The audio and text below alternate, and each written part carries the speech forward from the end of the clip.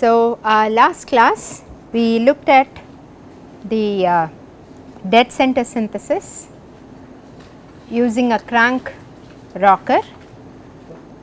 We first looked at for a specific rocker displacement and then saw that we could use the same technique for a motion generation problem if it is a 2 position synthesis problem where the pole is locatable easily. Okay. If you can use the pole for synthesis, then you could use that as a rocker output. The 2 position motion problem, motion generation problem can be converted to essentially a rocker output problem, and then you can design the driver diode or the crank and the connecting rod in order to enable that to move between these 2 limit positions. So, that is what we looked at last time. Okay. In some cases it may happen that the pole may not be in a convenient position. So, you may not be able to use the pole to, so if this is say A1, B1, A2, B2, then it may happen that your only option is to use a 4 bar, that you cannot use. So, if I can locate that, and then for I can draw the perpendicular bisector of B1, B2, okay, and I can locate OA anywhere on this line and OB similarly anywhere on this perpendicular bisector. So, that my linkage becomes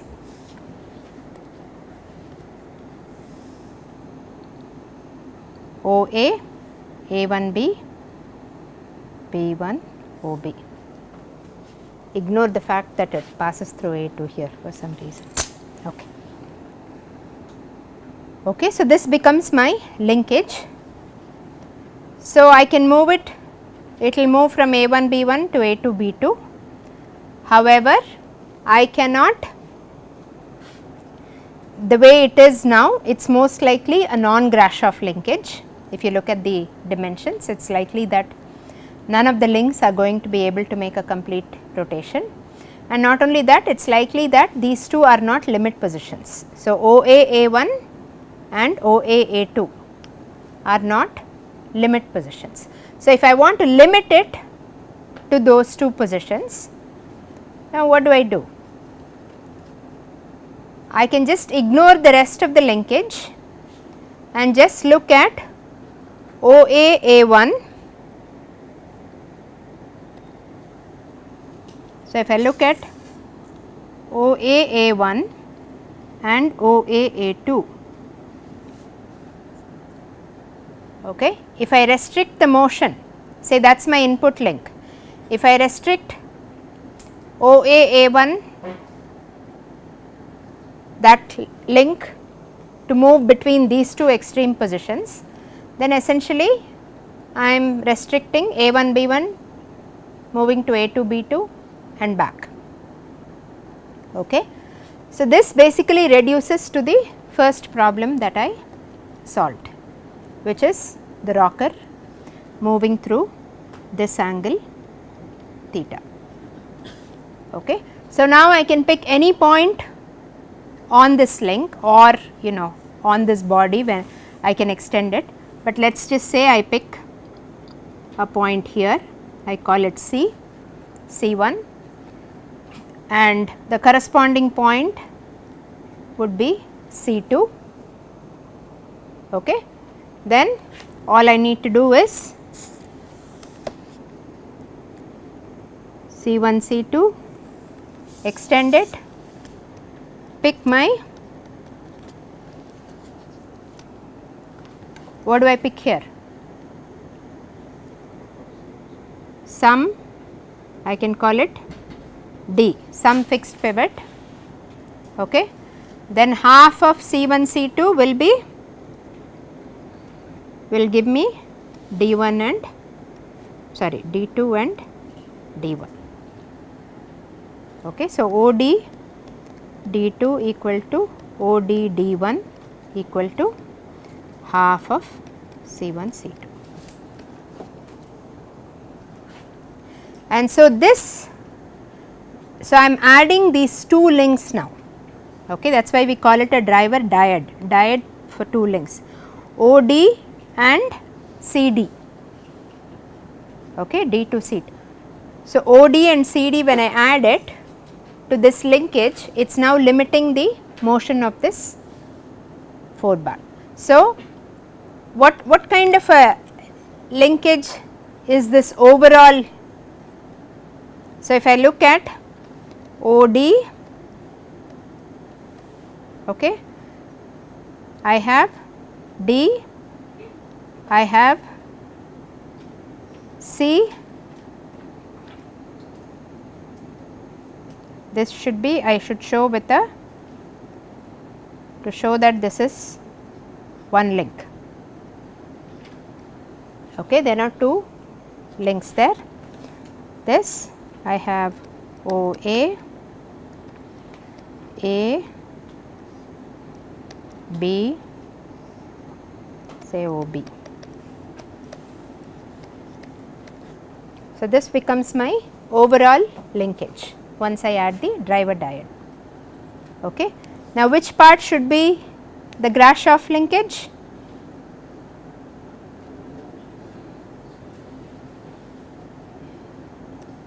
It should be, I should check the Grashof for OD, DC, OA, should be Grashof type 1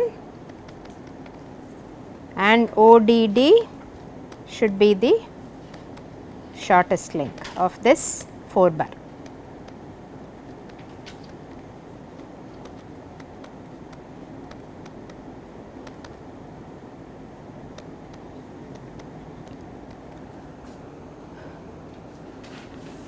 Okay. So, now I could drive this with a continuous input. I could have a constant speed motor attached at OD. I could drive link ODD with that and have A1 B1 move between A1 B1 and A2 B2. Okay. So, I achieved motion generation with limits on the two positions by attaching these additional two links. So, what kind of a linkage is this one, this whole thing? Do you recognize?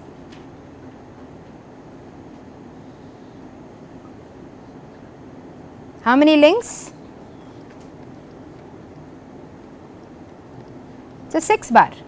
What configuration? It is a watt. It is a watt configuration of the 6 bar. So, this is a, you have one 4 bar driving another. The output of OD DC OA is the input for OA AB OB. Okay. So, this is the Watt's 6 bar solution to achieve this 2 position motion generation with limit positions. Okay. So, you have now synthesized a 6 bar for your application. Started off with a 4 bar, then in order to be able to drive it with a continuous input, you converted it into the 6 bar. This is called attaching a driver diode. Okay. For a 4 bar, typically for a non-Grashof 4 bar, you can use a driver diode, you can synthesize a driver diode so that you can have a continuous input. Okay. So, just with the one thing that we learned to do, we have now extended it to multiple applications.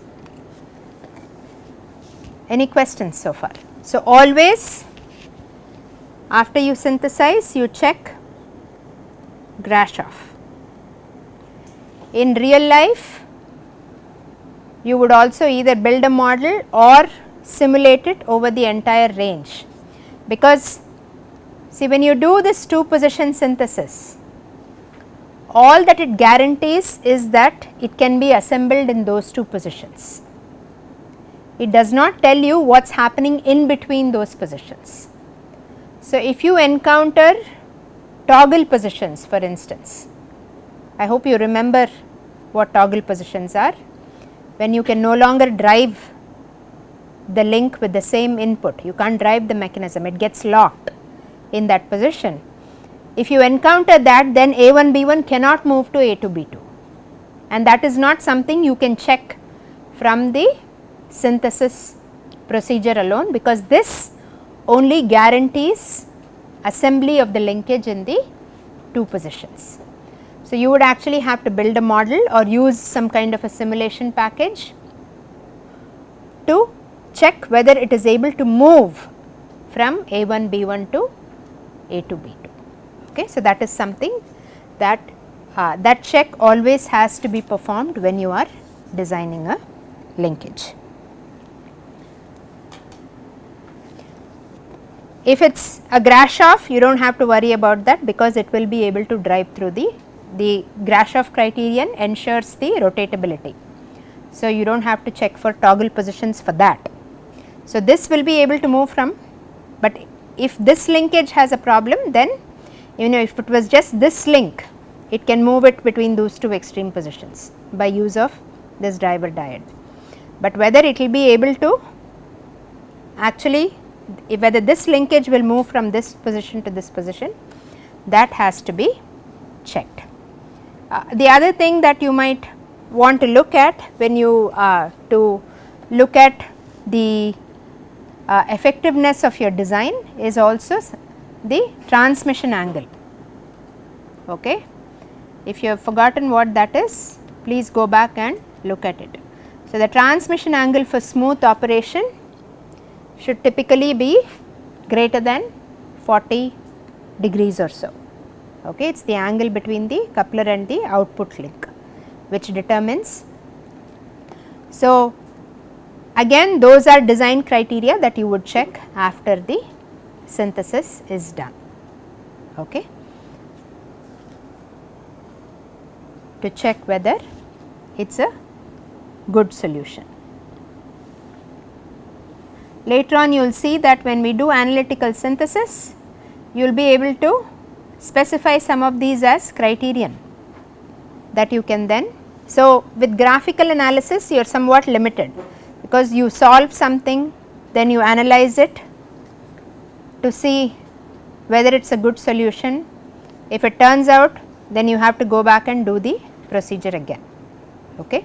It is very quick, it is very intuitive, because it is simple geometry. So, it is very easy to understand how graphical synthesis works, and that is why it is very useful, because it can give you like very quick solutions. But in some cases, if you find that you have to go back again and again to the drawing board to do this, then this may not be the best way to synthesize your linkage. That is when we will go to the analytical methods, which are harder to set up.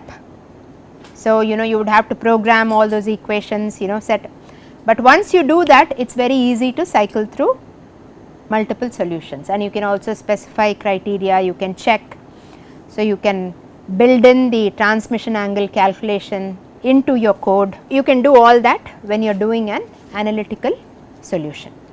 So, here how many solutions are possible? What were our free choices? So, for A1 B1, so we said this is the rigid body, A1 B1 had to be moved to A2 B2. We assumed that A1 and B1 have to be the moving pivots. Okay. Moving pivots are also called circle points. Why is that? Because they trace, they are attached to the link which is pivoting about a fixed point, therefore, they trace the path that they trace is a circular path. So, the moving pivots are A and B here, they are called circle points. OA, OB, also D, D is also a circle point. So, A, B, D are the circle points here. OA, OB and OD are called the fixed pivots or the center points. So, you will see this terminology used interchangeably. So, if I say center point, it means fixed pivot. Center point corresponding to point A, circle point A is OA. Okay, similarly, so circle points and center points are used interchangeably with moving pivots and fixed pivots respectively. So, if my circle points are fixed, A1 and B1, then okay, I do not have a choice then, but I do have a choice for OA, right, anywhere on the perpendicular bisector. So, I will have an infinity of choices for that. I will have an infinity of choices for locating OB. Okay. Then how many choices do I have for point C?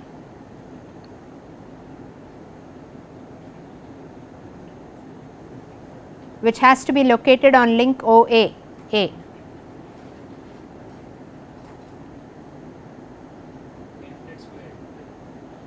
Why? It can, yeah, I could have this shaped any which way, right. So, I could choose this point C anywhere on this plane. Okay. So, I have, so let us say OA, I have an infinity of choices, OB infinity of choices, point C I have infinity square. I do not necessarily have to take it on OAA, I could take it anywhere on the body OA defined by the pivots OAA. Okay. So, that then if it is,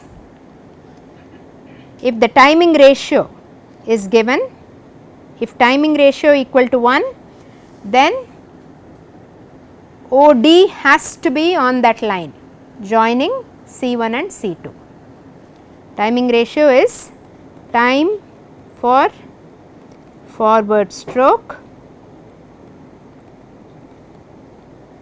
by time for return stroke. Okay, here I was designing a driver diet for timing ratio equal to 1. Okay. So, this OD has to be on that line. So, then my choices for OD, I have an infinity of choices. I can choose it anywhere on that line. Once I choose that, do I have a choice for D? No, D is now unique. D becomes unique because it has to be half of C1, C2.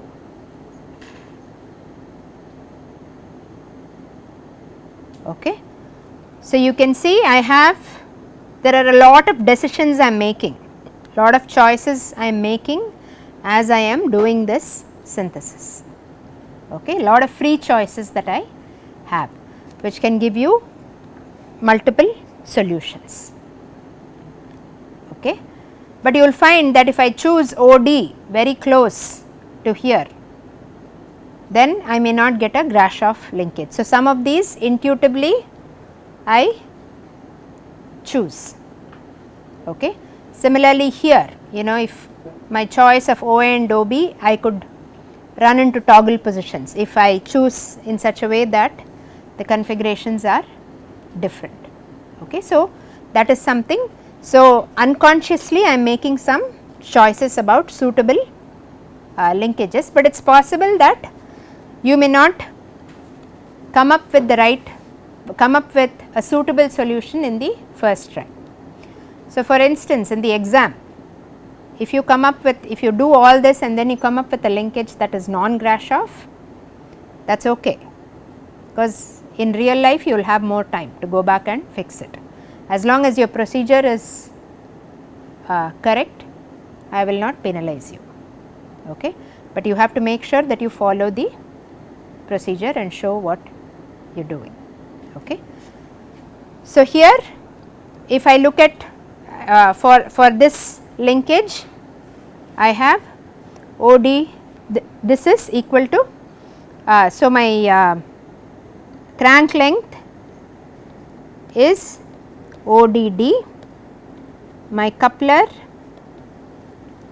is DC and the rocker is COA.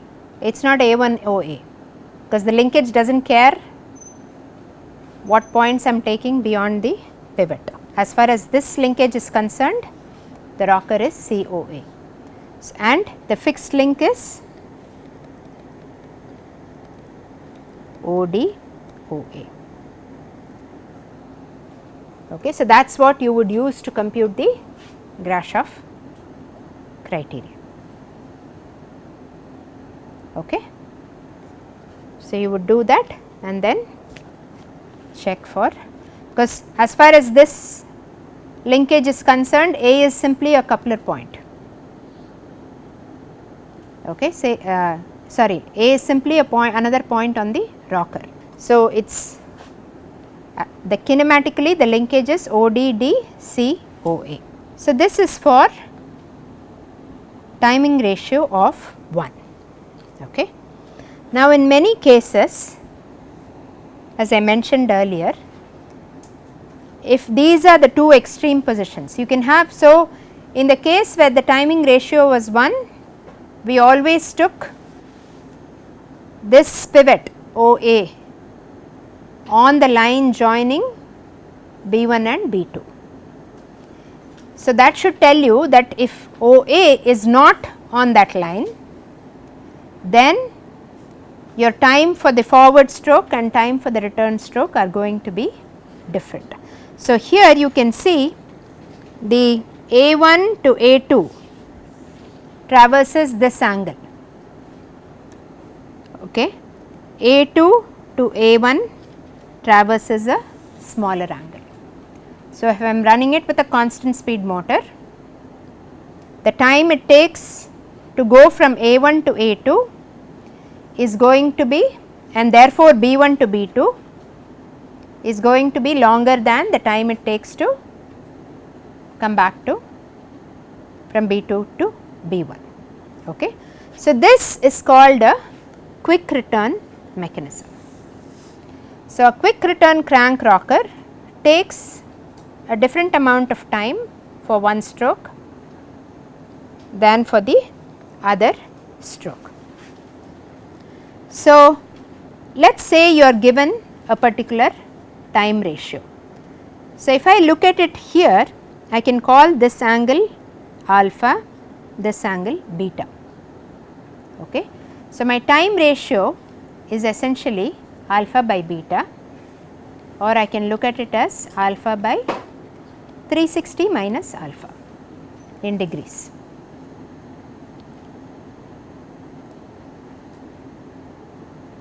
Okay. I will just explain this first and then I will explain the construction of the quick return mechanism. Okay. So, now I define a construction angle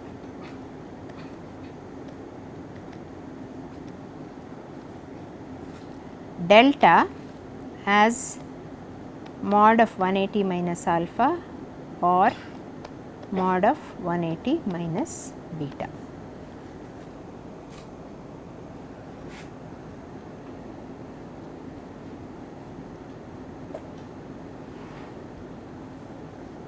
Okay. So, it is essentially this angle, that is a construction angle that I am going to use for the construction of this quick return mechanism. Okay. So, now if I look at this mechanism, so I have my construction. So, if I know the time ratio, I can find the construction angle. Okay. Now, if I look at this mechanism, these are the two extreme positions. These are the positions where the crank and the coupler are lined up, right, the two positions. One is folded on the other one they are in line with each other. Okay. So, here if I look at this, OA B1 is what? Is R2 plus R3. So, if I look at my 4 bar or my crank rocker and I designate this as 1, 2, 3, 4. Okay. 2 is generally my input link, here in this case a crank, 4 is my output link and 3 is the coupler. So, R2 plus R3 is OA B1 and OA B2 equals R3 minus R2, R3 minus R2. Okay. So, these are the, so if I solve these two I should be able to get, so if let us look at the construction of this. Oh, okay, I do not have, okay. So, I will just use this. So, I am given that I want to move a rocker through a certain angle theta, okay, using a crank rocker, and I want to achieve this with a time ratio which is given to me, non-unity time ratio. So, the first thing, I know the time ratio, so I can calculate the construction angle. So, I am given, so I pick some point, I know my angle that I want to move this through. So, I have this, okay, and I am given the time ratio. Time ratio is alpha by 360 minus alpha. So, I can calculate delta, say 180 minus alpha. Okay. So, now I have alpha. So, once I construct my rocker, I pick some point in the plane to locate my pivot OB, fixed pivot OB, and then I pick some length for the rocker and construct the two positions. They may already be given to you as design variables or not, or you may have to choose them. Okay. So, I can now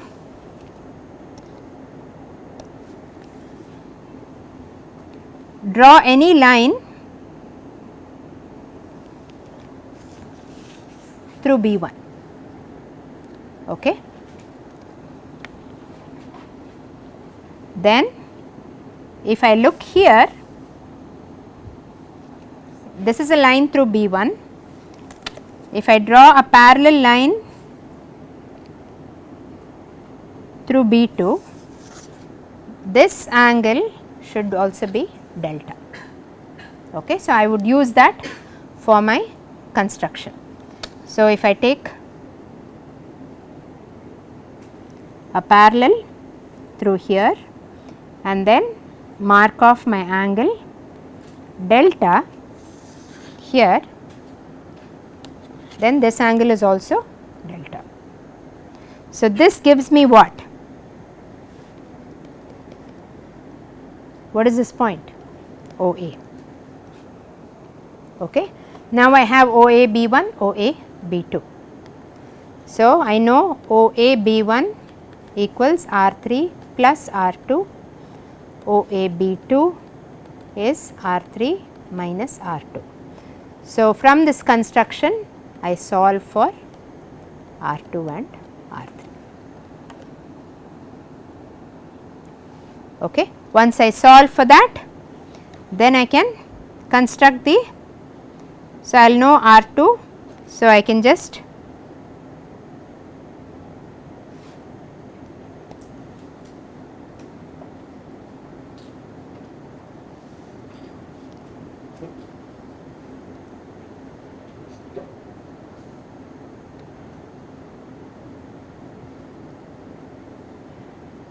so this would be my A1, this would be my A2. Okay. So, this completes my construction for a quick return. Now, again my mechanism is OA, A1, B1, OB. Check, Grashof. Okay. The other thing about this kind of a mechanism is it does not matter what scale I choose initially. Okay. We are talking about, yes, sorry,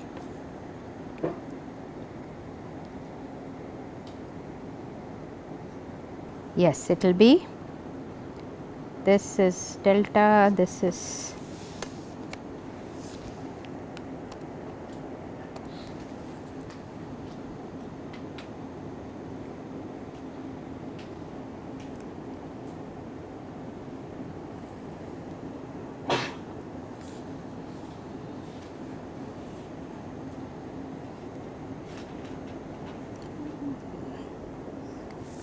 okay.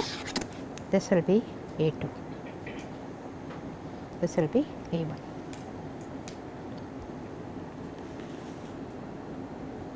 Check. So, I was saying, so I can scale this entire linkage up or down without affecting any of, I will not affect the time ratio, I will not affect the angular relationships. Okay. So, I can design a crank rocker. So, I may be designing something that is for an application where I have really large links, but for this, for my graphical synthesis, I can choose a suitable scale. In the previous case, for the motion generation, that is not possible, because when you are talking about motion generation, you are talking about a certain location and orientation of a rigid body in the plane. Okay. So, that will change. Okay, that if I change the dimensions of the links, okay, where I have, unless I just the driver diet part of it I can expand or contract, but that part of it cannot be changed. So, that part of the 4 bar cannot be changed, this has to stay the same. I cannot change the scale of that, because I am talking about the position and orientation of the rigid body, the absolute location and orientation in the plane. So, for motion generation I cannot change the scale of the linkage that I design and expect it to perform the same function. For function generation, or if I am just looking at rocker output, angular inputs and outputs, then by all means I can change the scale of the linkage and still retain the input output relationships. Okay. It is important to remember that. So, this is how you design a quick return crank rocker.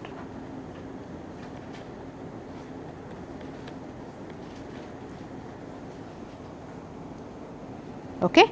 Again made a lot of free choices. For instance, this line that I drew through B1, I just took it at random. I made a free choice there. Next, we will look at how I can actually have a certain offset.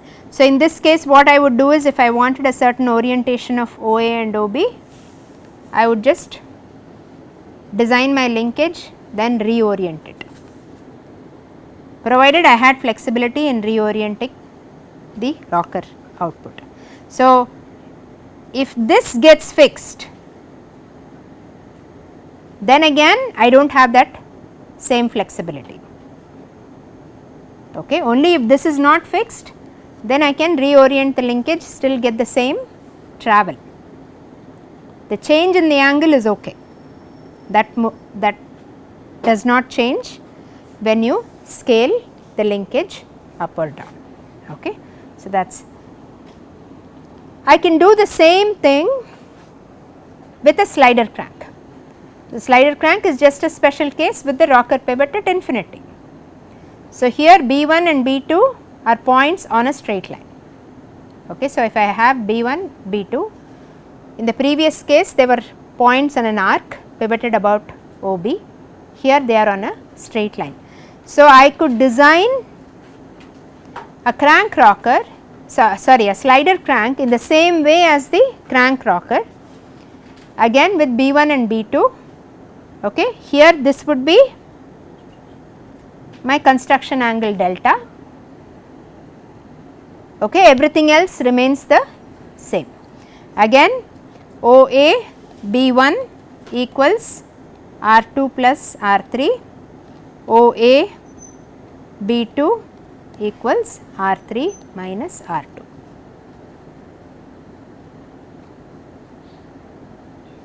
Okay.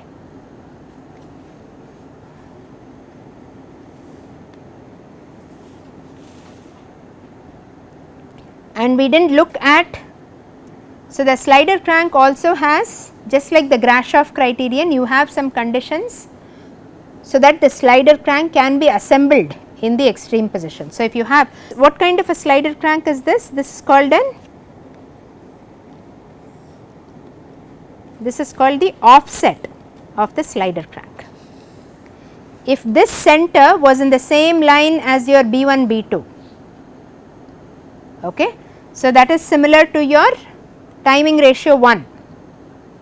So, this moves 180 degrees, that moves 180 degrees, that is called an inline slider crank. So, when you have an offset slider crank, you automatically have a timing ratio that is not 1, you have a quick return mechanism. Okay. Now, in the case of the slider crank, the offset is an important parameter and it can also determine whether or not you will have a functioning linkage. So, there are some, just like the Grashof criterion, for the slider crank you have conditions such as R3 should be greater than R2 and then R3 minus R2 should be greater than your offset. So, these are conditions that apply to a slider crank mechanism.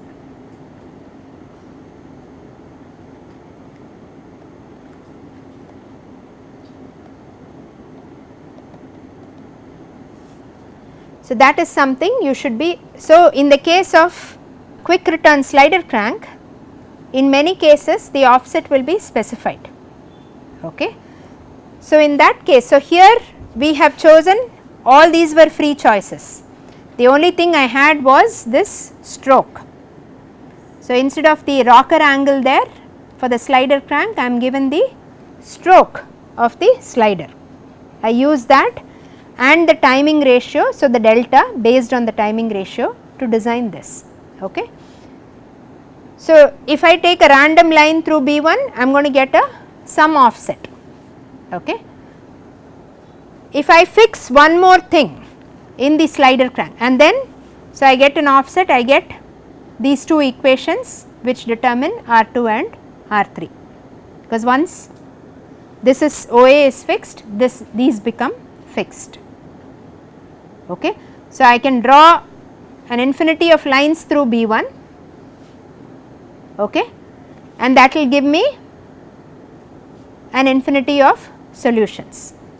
Okay. Now, if I fix one more thing in the slider crank, then my solution becomes unique for a given stroke. Okay. If I am given the stroke and I am given the timing ratio and I fix, say, the offset R2 or R3, then my solution for the slider crank becomes a unique solution. So, let us just look at the case of specified offset. Yes. Is the timing ratio limited in due to some constraints? Due to? Like the inequalities we saw. Yeah. Is the timing ratio limited to something? So, the timing ratio is usually a design requirement. So, you have to make sure that you design for that, right, and then you check whether your design meets these conditions for it to be, for the slider crank to be able to be assembled, okay, to go like the limits of assembly for the slider crank. So, that is exactly what we are coming to next. So, if you have, so if I specify the offset, okay, to, then what are my options? So, I know that maybe I do not want such a big offset. Okay. So, instead of trial and error, I say, okay, look, I really need the offset to be no more than or to be a certain quantity, and then I want to design for that. So, for that, what we are going to, if you look at this angle delta, okay.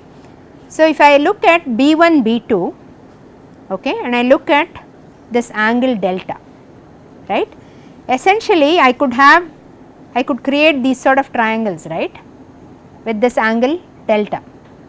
What is that? The locus of this point OA is going to be a circle.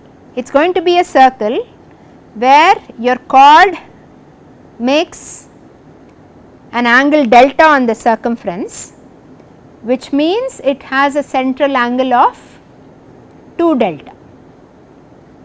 So, if I construct the circle for which this chord makes an angle 2 delta at the center, then I get this infinity of choices on the circumference of the circle to get my to find my offset. Okay. So, that is essentially what this construction does. So, how do I construct the circle? So, I have B1 and B2, draw the perpendicular bisector. Now, I know the angle delta. So, from the vertical I do this. So, that delta I take it like that, I construct this line. So, where it intersects gives me the center of the circle on which OA will lie, such that if I pick a point on that, I will always get that timing ratio that I want, because the timing ratio is a design parameter, it is a requirement. Okay. So, once I find the center of the circle, obviously B1 and B2 have to pass through that circle. So, I know my radius, I construct this circle. So, this is the circle on which OA will lie. That is my infinity of options for OA, any point on that circle. So, now if I specify an offset, it is very easy. I know my line of the line in which the slider moves, okay, B1, B2. So, from there whatever my offset is, I mark it off on that circle. So, this is my specified offset, say epsilon.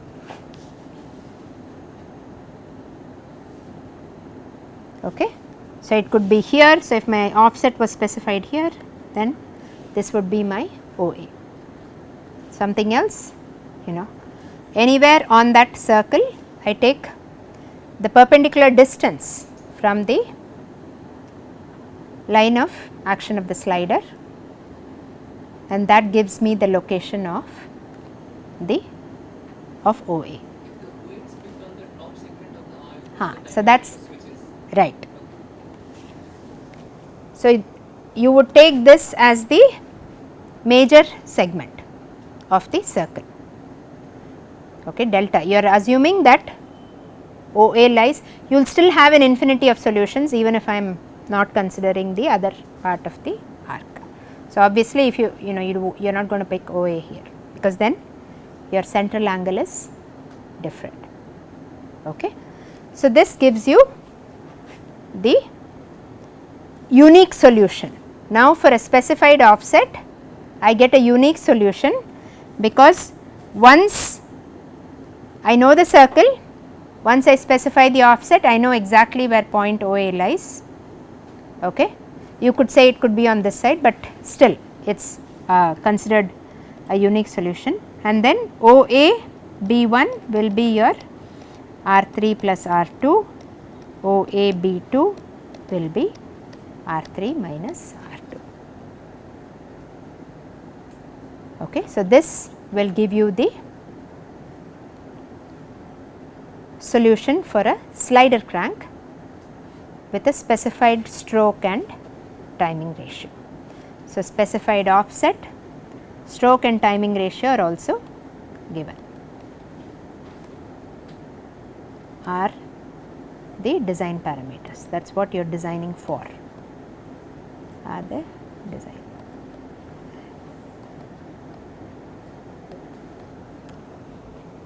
Okay. So, we will stop here and continue in the next class with the other cases where we are specifying,